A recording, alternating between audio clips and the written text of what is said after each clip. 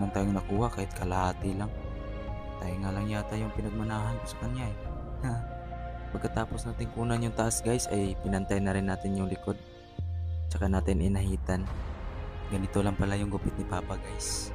Barber kung tawagin dito sa amin. Na medyo pabuka yung gilid. Ganito kasi yung gusto niyang gupit upang di malata yung kanyang tangkag. Haha, tangkag pero matangos ang ilong. Bawi-bawi lang. Haha, 60 plus na nga pala ito si Papa. Pero nung nagupitan natin, parang bumaba ng 30. You know,